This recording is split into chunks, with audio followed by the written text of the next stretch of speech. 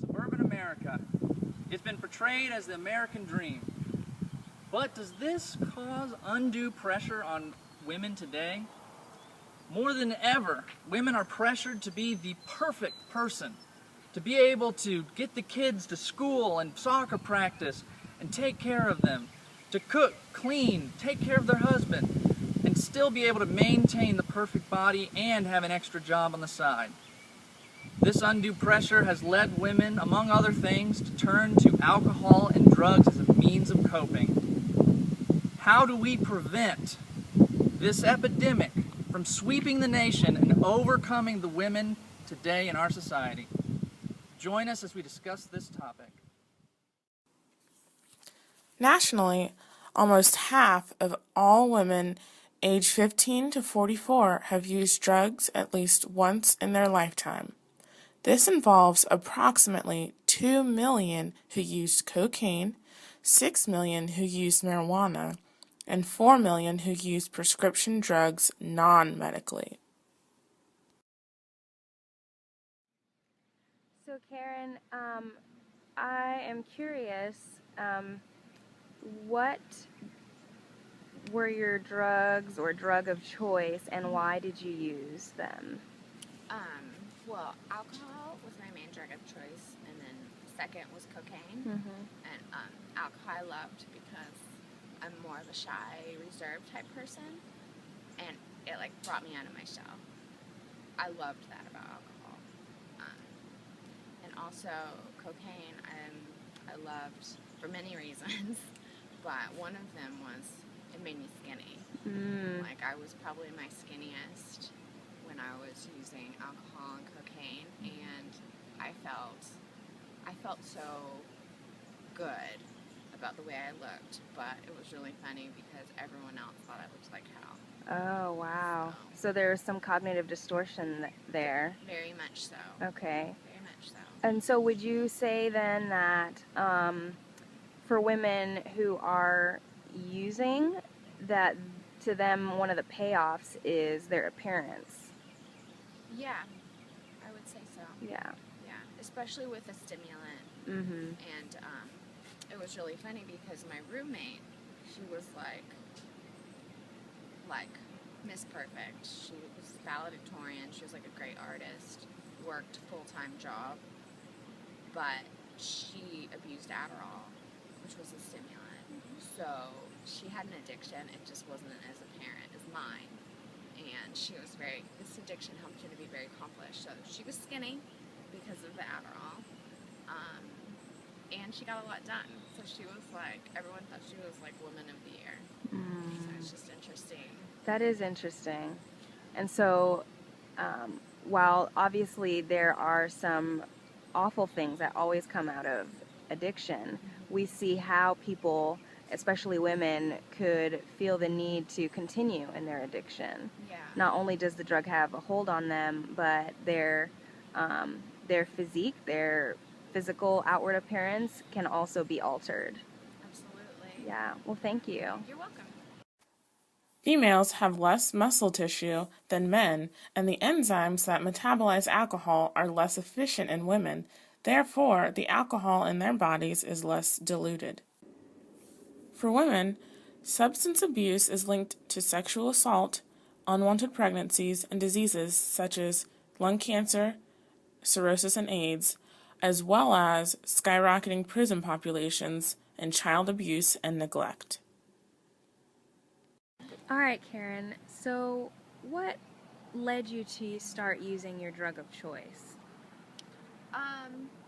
Well, I had two drugs of choice, alcohol and cocaine.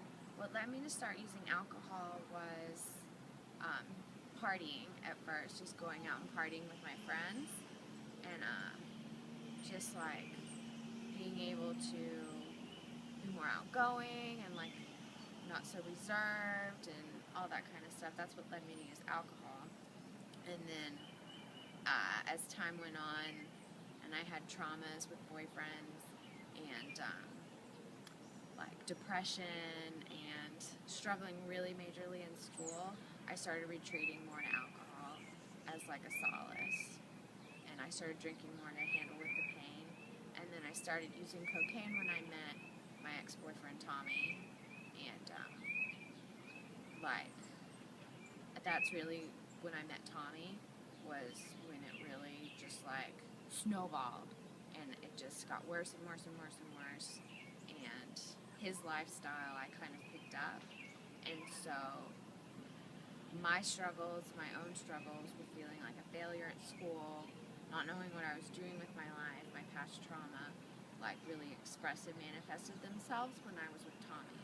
And like he really like was able to norm it all for me and to support this so I could party with him, do cocaine, be gone all with him, and it was like it was normal. I thought it was normal. Well, before I got on drugs, I was a really good person. I went to college and had my son, my oldest son. And after my oldest son, I got about 3 years old. Then I started indulging in drugs. Came home from Nashville and met some people and started using the drugs. And then I used it for about a couple of years, and then I stopped. My drug of choice was at that time was powder, and it went from powder to crack cocaine, and it was just I don't know really how it just happened. One night I was with a group of people, and they was like, try this, and I was like, okay, and I liked it, and I continued to use it, and The use of alcohol, tobacco, and other drugs during pregnancy is a leading preventable cause of mental, physical, and psychological impairments in children. A recent survey shows that 5.5% of pregnant women report using illicit drugs while pregnant, 18.8% drink alcohol, and 20.4% smoke tobacco. What do you think could have prevented your use of alcohol and cocaine?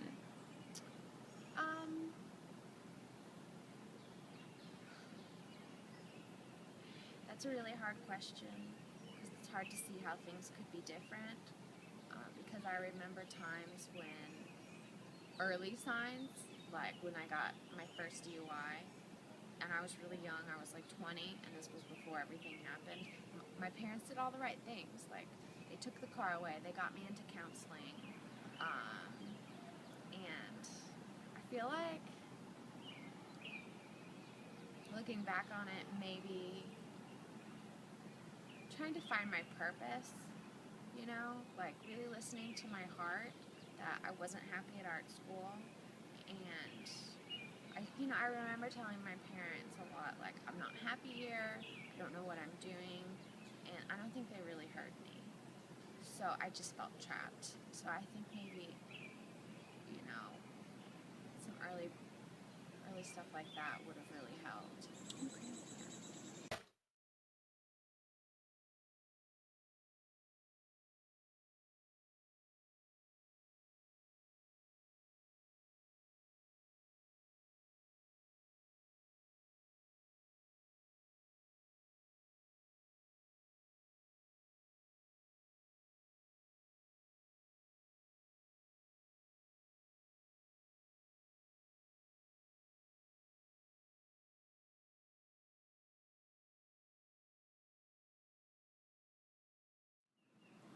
So Karen, what was the cutoff point for you? When did you realize that you needed to stop, that maybe this destructive behavior was just not beneficial anymore? Mm-hmm.